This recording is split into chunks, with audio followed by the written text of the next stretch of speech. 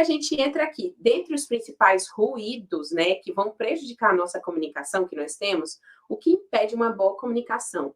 Vai ser a filtragem, a percepção seletiva, as emoções, o idioma, o medo da comunicação e muitas vezes a questão da diferença de gênero. Professor, o que é a filtragem? É eu filtrar apenas aquilo que me interessa ou aquilo que eu acredito que vai ser interessante para mim, que vai ser relevante. Isso acontece que pai e mãe sabem muito bem do que eu estou falando, né, a respeito dessa filtragem. Você falar algo ali para a criança e ela só capta aquilo que é interessante para ela.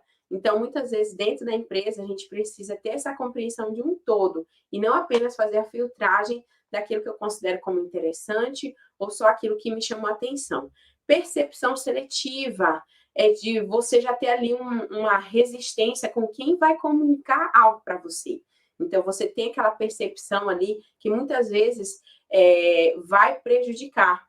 Tem pessoas, né, como a gente já falou, que a gente não precisa virar amigo daquela pessoa, mas você precisa ter o respeito para trabalhar de forma conjunta.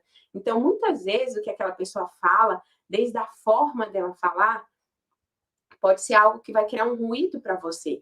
Mas só que a gente precisa ter, sim, essa compreensão de que nós estamos trabalhando em conjunto e levar sempre para o lado profissional. As emoções, se eu não estou bem, se eu não estou bem de saúde, né? Se naquele dia eu acabei brigando com alguém, se eu acabei discutindo com a minha filha ou com meu esposo antes de chegar no ambiente de trabalho. Então, tudo isso acaba interferindo. A gente sabe que isso interfere, né? Por mais que a gente fale, tem que deixar separado. Mas a gente precisa ter essa inteligência emocional para conseguir equilibrar, sabendo que é impossível a gente conseguir ter uma separação das nossas emoções fora da empresa com o nosso dia a dia dentro da empresa. Assim como, uma vez que nós não estamos bem dentro da empresa, aquilo interfere também na minha vida pessoal. Então, fica praticamente impossível desassociar uma coisa da outra. Nós somos um ser complexo e completo, né? Tanto da área, né, da questão da carreira que nós temos, assim como da nossa vida pessoal. Tem também a questão do idioma, e aqui no Brasil a gente pode falar a respeito dos regionalismos, né?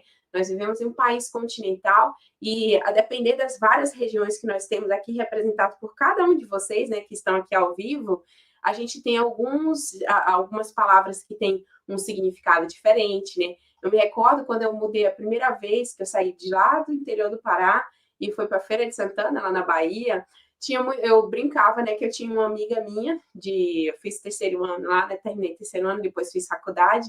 Eu lembro que eu brincava que eu tinha uma amiga minha, Eliane, que ela era minha intérprete, que ela ia me falando muitas coisas que eu não entendia, né, aí eu brincava, né, que ela ia me explicando, entre aspas, viu, gente, o dialeto lá da Bahia, né.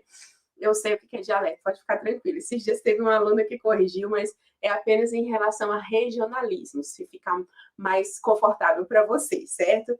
Então, existe sim essa dificuldade, que muitas vezes uma palavra, principalmente se você está lidando com pessoas de outros locais, de outras regiões, de outras cidades, dentro de um mesmo estado, pode fazer essa diferença. E esse medo da comunicação. Existem alguns estudos, né, que comprovam que as pessoas, que os seres já foi feito em vários países, né? As pessoas têm mais medo de falar em público do que de morrer. Em primeiro lugar, do que as pessoas têm mais medo, tá ali falar em público. E em segundo lugar, vem o medo de morrer. Então, é algo que a gente vai treinando, é algo que se desenvolve. Eu costumo falar, né, que nas minhas primeiras apresentações lá na universidade, eu ficava tão nervosa que chega a dar dor de barriga, eu me tremia, suava inteiro. Ficava pingando suor da minha mão, de tão nervosa que eu ficava. Mas é uma questão de treino. É você treinar e você se sentir à vontade com aquilo. E como foi perguntado, né, para um colega de vocês, como que eu consigo ter essas informações? À medida que você tem esse repertório, que você tem informações que são relevantes da sua área, você se sente mais confortável para poder falar.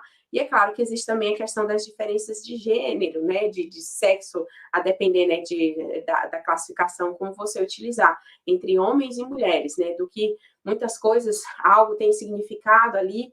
Para os homens, a comunicação é muito mais objetiva, muito mais clara, muito sucinta, né? Como um colega de vocês acabou de falar aqui. Já a mulher, ela tem uma necessidade de mais detalhes. Então, como que você, independente, né, de qual seja o seu sexo, vai conseguir se adaptar dentro desse contexto. Então, como que você vai conseguir, se você está numa equipe onde tem muito mais homens e você é mulher, então você precisa ter essa adaptação para ser mais objetiva, mais sucinta. E se você que é homem está numa equipe que tem muitas mulheres, né? Como que você vai ter essa paciência, vamos falar assim, para conseguir ouvir um pouco mais? Porque cada um tem ali, não estou dizendo que são todos, gente, mas existe aí uma questão na sua grande maioria, essa padronização que a gente tem.